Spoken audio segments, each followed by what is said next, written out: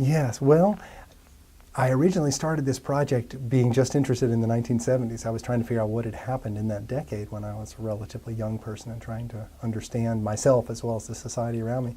But as I went along in the process of doing the research into the 70s, what I realized increasingly was that I was describing a set of developments that traced directly down to today, so that I began to see the 70s really as the seedbed of modern American society's problems or issues or developments, because they're not really necessarily good or bad. You can have different political views of them. But the developments that I found were really exactly the ones that seemed to dominate the construction of the world I lived in today. And that surprised me. So I realized I was doing something closer to contemporary history when I didn't start out to be that way. For example, my themes of greater social equality and inclusiveness, I mean, that's vividly obvious today, because I started working on this before Barack Obama was even elected senator from Illinois. So if somebody had told me that we were going to have a black president, 6 years later, I'd have been a little surprised, but I also would have said, yeah, that fits in the trend line of developments that we've watched. The same thing with my other major theme about free market economics and the growing distrust of the government. The sort of fiercely enthusiastic rise of the Tea Party is another demonstration of that sort of energy and assumptions that the public sector is inherently inefficient and kind of a negative impact on the quality of Americans' lives. And what you really need to do is to increase the private sector and shrink the government to produce the best outcome. That's the logic of 1970s thinking. Not everybody in the 70s, but a significant part of that decade.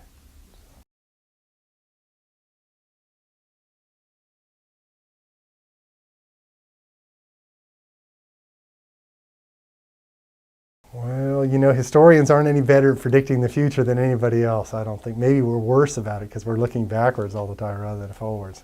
But it's hard to see how that trend is going to change unless there is a significant effort to, in some ways, to reclaim the language around the public sector versus the private sector, to reclaim the idea that government can do good for people.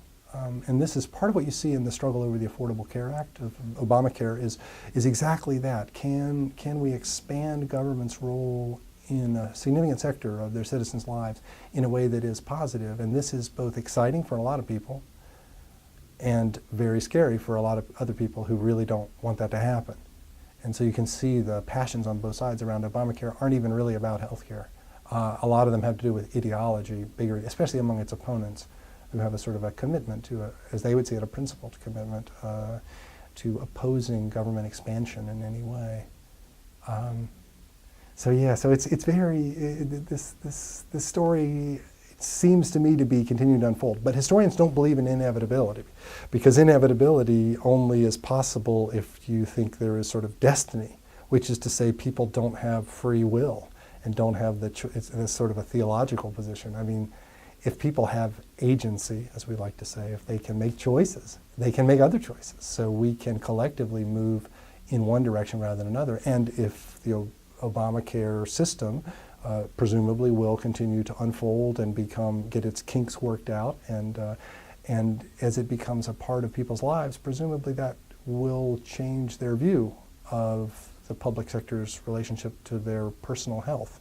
And so that could be a sort of a significant factor. So I would say the future is open, but the trend lines are at the moment still continuing from how they had been in the 70s, I think.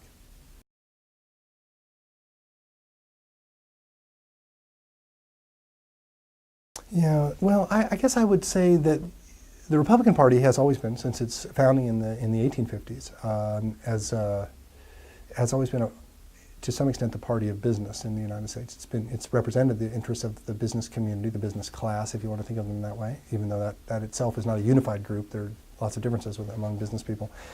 So there's no question that the Republicans have been enthusiastic about free market principles, and they continue to be. The Tea Party is just one particularly enthusiastic wing of that right now. The Democrats are a little more complicated because the Democrats had been from the 1930s to the late 1960s or early 70s had been the party of the New Deal and the Great Society, had been the party most associated with labor unions, with environmentalism, with various restrictions on the mechanisms of the market. And I think in the 1970s, the party is very much in transition, the Democrats.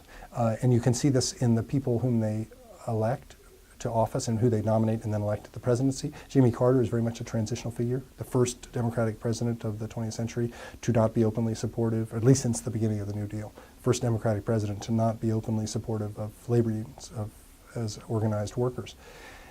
You know, he's much more like the Republicans in his economic policies, but other Democrats, typified by Teddy Kennedy in the Senate, are still in the 1970s very powerful, dominant really within the party as a whole, and they're very supportive of an older vision which involves regulating markets very much. So they're still sort of New Dealers.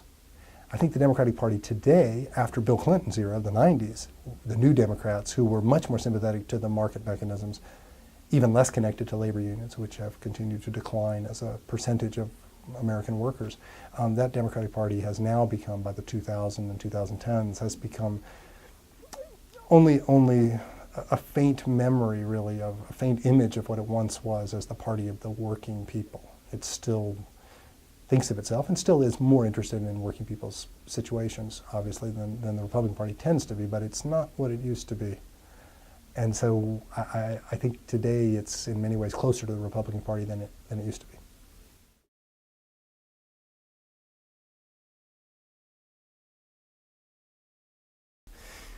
Yes, the lesson to be learned, I guess, most clearly to me is that people in power need to be watched carefully. That's the bottom line, that power is corrupting, and that goodwill among people you elect or people who have a lot of money is not enough.